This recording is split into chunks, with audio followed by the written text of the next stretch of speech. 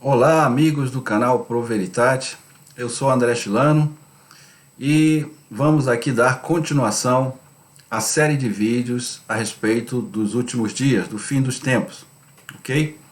Pedindo aí para vocês compartilharem nas suas redes sociais, Facebook, Instagram, WhatsApp, coloque o link, passe para os seus amigos. Se você está gostando, comente aqui embaixo do vídeo se você gostou, se você não gostou, se você discorda, se você tem uma opinião diferente, né? Estou aqui para falar aquilo que eu sinto que é verdade, que é aquilo que Deus está me impelindo a fazer por meio dessas revelações, ok? Então vamos ao nosso vídeo de hoje. Hoje será o capítulo 10, dando continuação à série dos vídeos, tá bom? Vamos lá. Hoje particularmente quero falar na verdade esse vídeo deveria ter sido o primeiro, né? Porque aqui Jesus ele explica as bases do Apocalipse, né? Ele explica por que o Apocalipse e como se deve encarar as profecias das Escrituras. Isso é muito importante.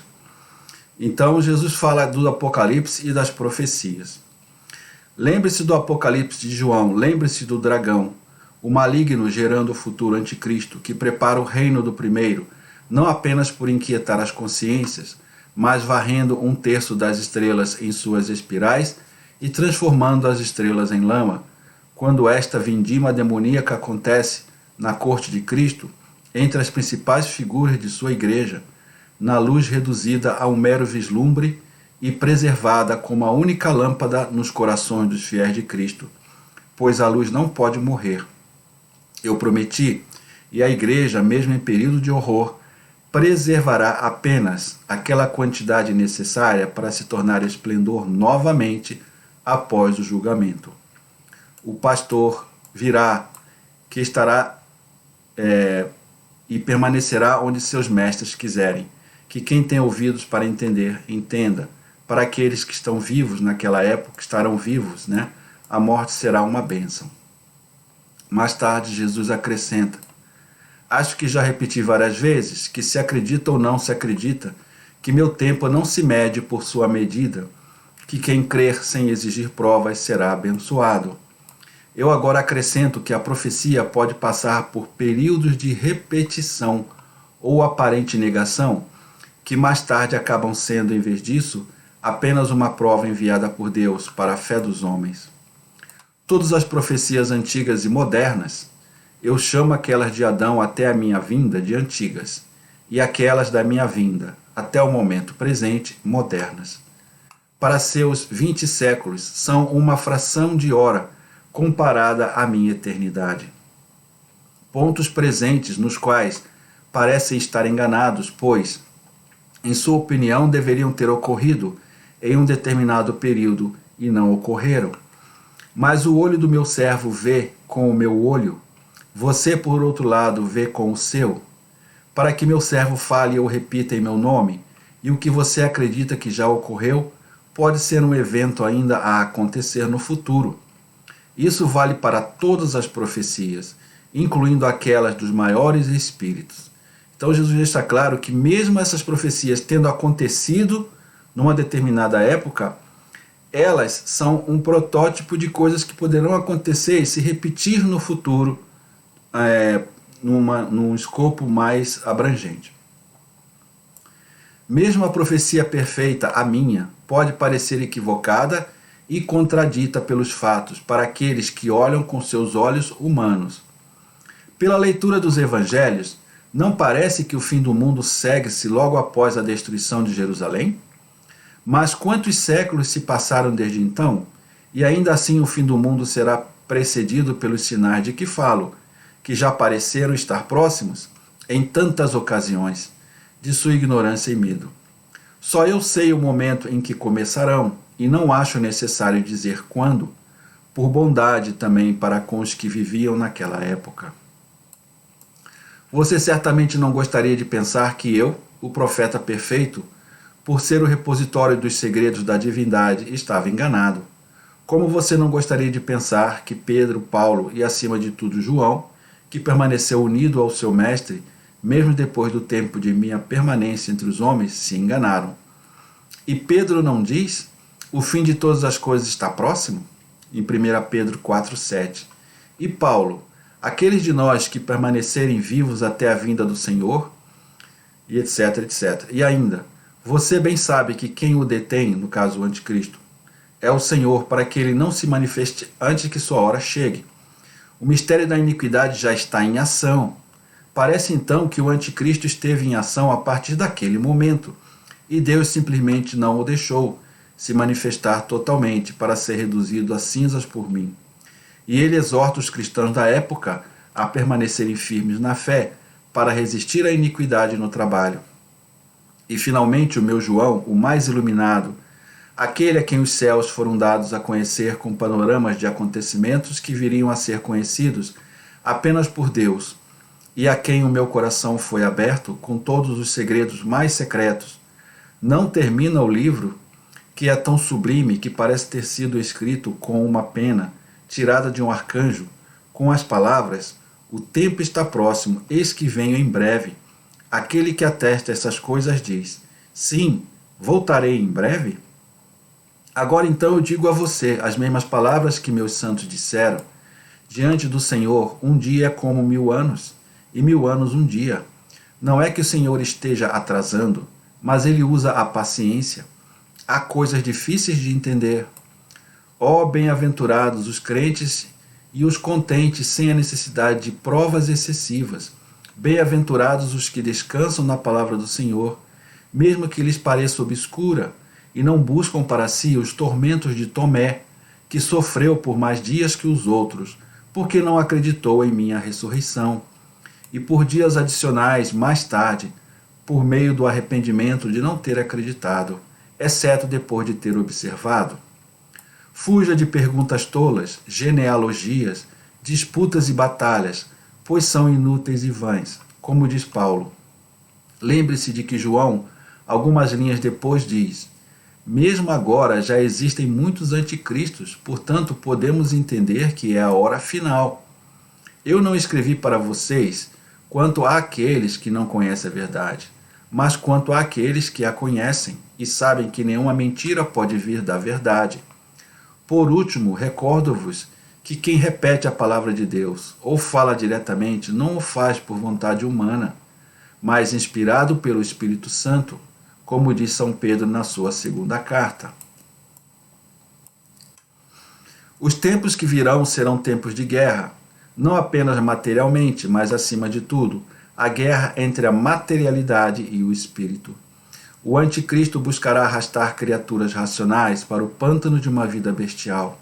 Cristo procurará impedir este repúdio, não só da religião, mas também da razão, abrindo novos horizontes e caminhos iluminados por luzes espirituais, propiciando um poderoso despertar do espírito em quem o rejeita abertamente. Um despertar assistido por estes novos evangelizadores, levando não apenas Cristo, mas a Mãe de Deus. Eles vão elevar o padrão de Maria, eles vão levar as pessoas a Maria.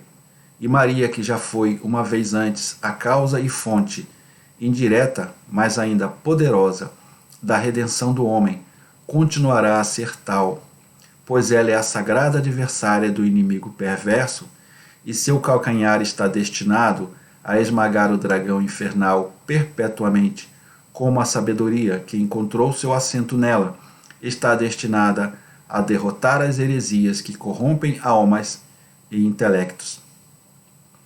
Naquela época, que inevitavelmente virá, em que as trevas lutarão com a luz, a bestialidade com o espírito, a satânica com os filhos sobreviventes de Deus, a Babilônia com a Jerusalém celestial e as concupiscências da Babilônia, as 3 concupiscências, transbordar como águas fedorentas e incontidas, infiltrando-se em todos os lugares, até mesmo na casa de Deus, como já ocorreu e deve acontecer novamente, como já foi dito naquele tempo de separação aberta entre os filhos de Deus e Satanás, em que os filhos de Deus alcançarão um poder espiritual nunca antes alcançado e os de Satanás um poder maligno tão vasto que nenhuma mente pode imaginar como será.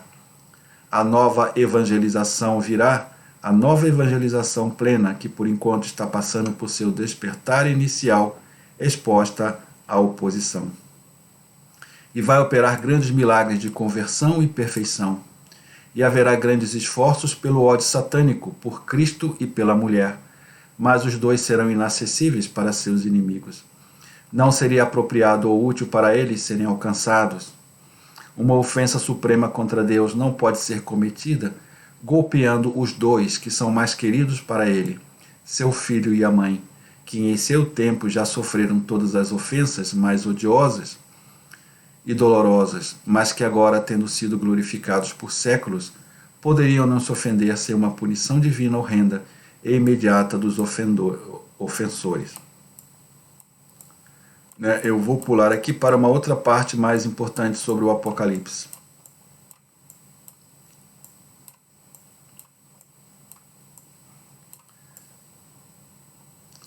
O Apocalipse é um livro de revelação, certamente. Na verdade, conclui a grande revelação, mas também é um livro profético. Tanto a revelação quanto a profecia vêm de Deus, pois somente Deus os inspira. Somente Deus pode inspirá-los, porque somente Ele conhece a verdade, em ser a verdade, e está familiarizado com os eventos futuros, porque Ele é o eterno, o onisciente e o onipotente. A profecia é como uma projeção de eventos futuros, vistos apenas por Deus e iluminados para aqueles que vivem nas brumas de seu presente temporário, para que os grandes analfabetos em religião entendam, e são tantos, mesmo entre os que se limitam a ser católicos, a receber os sacramentos, obedecer aos preceitos de observar os dias de obrigação, participar nas procissões, e ir sim, isto também, para conversas, mas que são incapazes de responder quando questionados sobre tantos assuntos e o significado de certas palavras, pois uma coisa é a expressão profecia e profetas, e outra apóstolo e ainda outros, e eles conseguem algo bom, envolvendo luz, misturado com o que não é bom, não feito de luz, porque eles não sabem. Para fazer estes religiosos entenderem o que é religião e o que é profecia, assim como em todos os outros lugares, para explicar a unidade e a trindade de Deus, a comparação foi usada dos três lados de um poliedro, da mesma forma que se usa agora a comparação. E talvez eles entendam, de uma projeção baseada em eventos reais, mas acontecendo em outro lugar e em um tempo anterior, ou uma projeção de eventos que isso certamente acontecerá, mas ainda não está presente. E uma única mente os conhece, um único olho os vê, e uma única palavra pode apresentá-los. Deus toma um homem, um profeta, ou inspirado por ele, certamente escolhido por ele para este propósito, e para seus olhos e ouvidos espirituais, retrata e relata eventos passados cuja verdade foi alterada por causa da passagem dos séculos, ou uma alteração involuntária que pode surgir facilmente na revelação oral, ou em uma alteração voluntária causada por cismas religiosos, heresias ou investigação científica separada da sabedoria religiosa. Ou ele ilumina e revela eventos futuros que só ele conhece em seu presente eterno. E eles veem e ouvem como se um filme com som estivesse sendo projetado diante deles. E Deus os comissiona a manifestar o que ele revela a eles, para se tornarem sua mão e boca, para escrever e dizer o que Deus aprouve revelar. Em comparação, Jesus também fez uso de comparações para capacitar seus seguidores a entender suas lições. Permitirá que muitos entendam o que é a profecia e o que são os profetas, o que é a pessoa ou vidente inspirado e como se deve acreditar neles, que manifestam o que é bom saber para prosseguir por caminhos seguros, desde que não digam coisas incompatíveis com a fé e a grande revelação. No caso aí, a doutrina da igreja, né? Para alguns, as profecias parecem algo não apenas incompreensível, porque são muito obscuras, mas obsoletas, ao se falar de eventos ocorridos há séculos. Sim, muitas coisas nelas mencionadas já aconteceram e não se repetirão, mas muitos se repetirão, como já aconteceu todas as vezes que a humanidade voltou à condição para a qual a profecia foi dada. Eu acho essa parte aqui, eu botei em negrito exatamente por isso. Por quê? Porque não é errado você dizer que muitas coisas do Apocalipse aconteceram, né? Mas, ao mesmo tempo que Jesus diz que muitas coisas aconteceram, muitas coisas não aconteceram, e em terceiro lugar, muitas coisas que aconteceram se repetirão todas as vezes que a humanidade se colocar nas mesmas condições que ela estava naquela profecia. Portanto, enquanto a encarnação do Verbo e a fundação da igreja não se repetirão, pois a igreja fundada por Jesus, seu pontífice e eterno cabeça, não pode perecer por causa de sua promessa divina. Então está dizendo assim, tem coisas que não vão se repetir, como a encarnação do Verbo, a fundação da igreja, por exemplo, né? E, portanto, não pode haver necessidade de fundar outra. É igualmente verdade que as punições permitidas por Deus, em decorrência da entrada da abominação no lugar santo e da injustiça humana, se repetirão, como já o foram. Então, na época de Daniel, na época de Antíoco Epífanes, houve a abominação da desolação com relação ao templo judeu, né? Na época de Cristo teve a abominação da desolação ali depois na época da destruição de Jerusalém, né? Pelos imperadores romanos, né? E ao longo da história sempre teve ditadores, né? Grandes líderes satânicos que profanaram, né? Que perseguiram os cristãos, profanaram os lugares santos, né? E essa repetição ela se dará de uma forma perfeita na época do anticristo. E em relação a muitas outras coisas, será assim. A humanidade com ciclos alternados de justiça e injustiça, de fé real e fé meramente externa.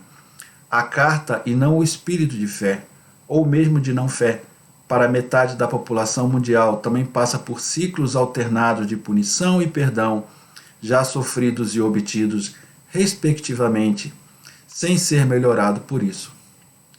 E as profecias, por serem dadas por quem vê o tempo sem limite de tempo, em muitos pontos servem como luz e guia, voz da verdade e conselho misericordioso para todos os tempos. O Apocalipse, a profecia do apóstolo da luz e da caridade, ilumina, e faz isso por meio da caridade, todas as vezes até a última vez. 19 séculos se passaram desde que João recebeu a revelação chamada, o Apocalipse, cujo tempo de cumprimento, ao medi-lo apenas com a eternidade, poderia ser denominado próximo. Mas se o tempo de espera, quando medido em relação ao tempo terrestre, foi e é longo, no que diz respeito às referências ao estado das 7 igrejas, é tão atual agora como era então. João, ao ver as 7 igrejas daquela época, as 7 luzes mais ou menos luminosas daquela época, viu não só aquelas, mas as outras igrejas que se formariam ao longo dos séculos, assim como ele previu o que aconteceu e vai acontecer na terra, no céu e no submundo. Então ficou muito claro, né? A questão do Apocalipse como coisas da época, mas com projeção para o fim dos tempos total. Ele falou 19 séculos porque foi na década de 40, mas já passaram-se 20 séculos, né, gente? Ele viu as luzes da santidade, as sombras da injustiça, o crescimento da espiritualidade, o crescimento da humanidade, ou melhor, da materialidade, o resplendor da caridade e da sabedoria alimentada por ela, um resplendor que se eleva ao céu. E a névoa nebulosa da ciência, desprovida de sabedoria, rastejando no chão, quando o homem tenta explicar a si mesmo e tantas outras coisas na criação, apenas com seu próprio conhecimento. A fumaça nauseante das concupiscências do eu, de todas as concupiscências. A fumaça condenável do egoísmo e da ferocidade. Fumaça, fumaça, nada mais do que fumaça e fumaça prejudicial, rastejando no chão, infiltrando-se, sujando, envenenando e matando. Matar as melhores coisas no sentido que Deus dá, a esta palavra e que chamaríamos das coisas mais belas. As 3 e 4 virtudes, relações sociais, consciências, intelectos, paz na família, todas essas coisas que a fumaça que se encontra onde não há fulgor da caridade mata, envenena, mancha e penetra. A formação do novo mundo, o mundo de Jesus, de seu reino, e a formação de um novo mundo no novo, o mundo do anticristo e de seu reino. Os triunfos do cristianismo, as derrotas do cristianismo, a admirável unidade do redil de Cristo, a separação rebelde de partes do rebanho. João viu tudo, e sua visão era tão intensa que o cumprimento de todos parecia-lhe imediato, mas não foi. Séculos e séculos tiveram que passar antes que tudo visto pelo vidente em Pátimos fosse cumprido. Mas tudo se cumprirá, como afirmado, como parcialmente e em momentos diferentes já se cumpriu. Então Jesus não nega que partes da revelação de João se cumpriu, mas não podemos dizer que tudo aquilo ali já se cumpriu, né? Embora sem atingir a plenitude das coisas que não são boas previstas por João.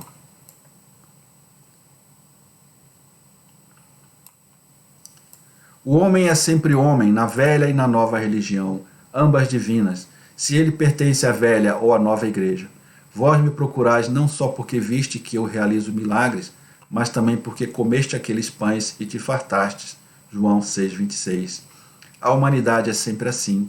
É atraída por coisas externas, prodigiosas, por aquilo que representa uma novidade, ou mesmo prazer material, por esperanças e promessas humanas que se pensa serem alcançáveis, mais do que por coisas internas, sobrenaturais, que não são menos certas, na verdade, muito mais prodigiosas, muito mais alegres, muito mais seguras e, acima de tudo, muito mais duradouros, pois são eternos. Judas é o protótipo perfeito daqueles que são seduzidos pelas maravilhas materiais e pela esperança de honras humanas capazes de satisfazer a cobiça intelectual e visual. Um protótipo perfeito, não suscetível de conversão. 20 séculos se passaram, novos apóstolos sucederam os primeiros apóstolos e novas igrejas, outras igrejas, em sempre novas áreas da terra. Aí não é novas denominações não, tá, gente? Igrejas é no sentido de paróquias. O trabalho apostólico não conhece interrupção ou pausa, mesmo que, por causa das faltas dos homens, embora prossiga, retroceda na extensão do seu domínio, e não apenas nestes. A continuação do trabalho, a propagação do Evangelho, a expansão do corpo místico, verdades inegáveis e consequências lógicas, pois Cristo nutre sua igreja, a guia e a estimula. E Jesus é eterno, poderoso e santo. Sua santidade desce e circula em todo o corpo. Seu poder fornece uma força misteriosa para seus servos. Sua eternidade impede que a igreja morra. Mas por causa do pecado e da má vontade dos homens, enquanto continua e se expande por 20 séculos em novas terras, tem parado, retrocedido e de fato morrido em outras. Um pecado desses tempos sozinhos? Não, de todos os tempos, mais ou menos total e profundamente, enquanto ocorriam desvios, interrupções, separações e até morte. Nos rebentos que constituíam toda a videira mística, eram de diferentes tipos, e quanto mais se passavam os séculos, mais graves eram os desvios e deserções dos rebentos da videira. Agora é a hora da negação. Mas João viu todas essas coisas. Ele os previu. Ele os viu nas 7 igrejas daquela época. Ele os previu nas igrejas agora, das quais as 7 igrejas naquela época não era apenas uma verdade, mas uma figura. Ele também previu o horror presente, o da negação, em muitos lugares e em muitos espíritos. E ele previu o horror final, o tempo do anticristo. Ele viu tudo através da primeira visão. A consequência final é o resultado da primeira consequência. Ao longo dos ciclos das idades, ela se repete, crescendo cada vez mais. Quanto mais a igreja cresce, também é dolorosamente lógico que isso ocorra, pois quanto mais a afirmação e o triunfo de Cristo crescem nos santos, mais ele é odiado e combatido pelo anticristo. Gente, então já deu um bom tempo aqui, eu posso continuar essa explicação na próxima, no próximo vídeo, que ele continua falando, depois ele fala também das igrejas pseudos cristãs, tá? Da reforma e tudo mais, tá bom? Então, vamos parar por aqui e, como sempre, eu peço que vocês revejam o vídeo quantas vezes precisarem, né? Guardem essas palavras em seus corações. Eu também estou estudando junto com vocês, ok? Ao mesmo tempo que eu estou lendo, e não são palavras minhas, né? Eu creio firmemente que são palavras de Jesus. Se você crê que essas palavras não são de Jesus, né? Que existem tantas revelações por aí, existem gente falando tudo quanto é coisa, então essa é mais uma, não tem problema, né? As revelações particulares, elas não são obrigatórias, tá bom? Mas eu me reservo o direito de acreditar e divulgar e passar para aquelas pessoas que acreditam e que as provas que eu já tenho das veracidades do que Valtorta escreveu, pelo fato de eu estar fazendo esse trabalho com os evangelhos, permite que eu tenha essa segurança de dizer que todas essas partes que ele revelou para Maria Valtorta na década de 40, sobre todos esses detalhes apocalípticos e dos fins dos tempos, são fidedignos.